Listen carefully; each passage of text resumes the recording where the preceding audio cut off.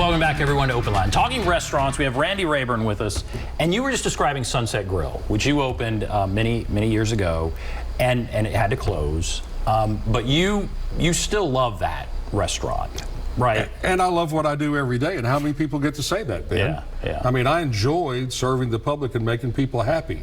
I much prefer that to the adversarial lifestyle if I finished law school. Yeah, right. But could Sunset Grill come back? I have thought about it, but my plan would require it to be somewhere in the West End, Green Hills part of Nashville with real estate with enough parking access. Would want it to be part of another building, want it to be freestanding. I'd want an ownership group to own the real property, and then a separate company to own the restaurant, because, as I told you, I don't really like partners. I don't like people telling me what to do. I was designed to be an entrepreneur. I too much like my mother and grandmother. My mother owned 3 women's retail stores going back to the 30s, at a time when women didn't own businesses. And my father owned the barbershop at Peabody Hotel after they divorced, and owned the appliance store in Milan before then. So I come by it honestly, but I like to pretend I'm the producer director of the show. And I want to do something that my friends and guests and regular guests and customers over decades, because I've still served people that I served in the 70s. Right, yeah. I want to make them happy, and if they're happy and come back, then the other people will come too.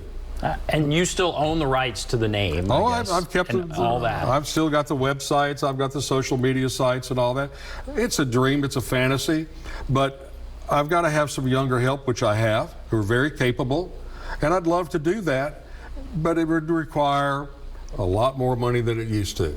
Well, and that was going to be my next question. So you explained how you opened Sunset Grill. You had talent, you had worked in the business, you wanted to own, you wanted to, some people you didn't respect, I guess. You want to do your own thing, but you had to sell your house, you had to do all these things to do it. Could a young Randy Rayburn from that time open up something today? They're doing it right now in Nashville. You've had this growth of entrepreneur chefs, local, who've gone from food trucks into brick and mortar. That's that whole process of culturalization. They're taking over empty spaces that have gone broke because there are no bad locations, they're bad operators. Ray Danner redefined Napoleon's line about there aren't bad armies, they're poor generals. And so the reality is, a lot of these restaurants that have come in are the Margot McCormick's, Margot Café, the other great chefs, the Tandy Wilsons, who I went to college with his aunt, and I met him in St. Helena at Terra Restaurant in California, back in the 90s before he moved back here. A lot of these locals or people who've moved here who work in the industry, a lot more people are doing that.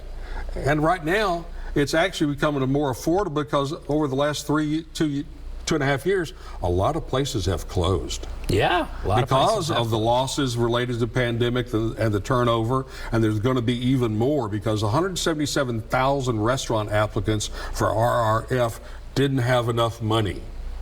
The approximately $29 billion went out in a few hours.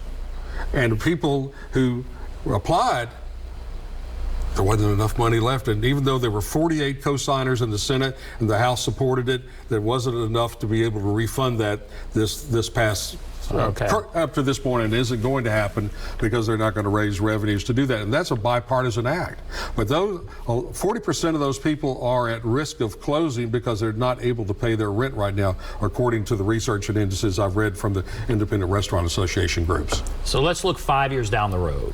Assuming no other pandemic, but 5 years down the road, what will the restaurant industry look like in Nashville? Nashville is going to continue to grow with the proliferation of different cuisines. There's going to be even more representation of every type of cuisine, from Nolensville Road to Donaldson Pike to Dickerson Pike. I mean, Donaldson is a place that I've said that I would open up because it's a neighborhood.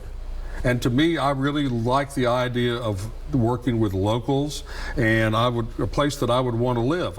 I loved Hillsborough Village, and I wound up selling my home there and moved to East Nashville. I might open up one in East Nashville.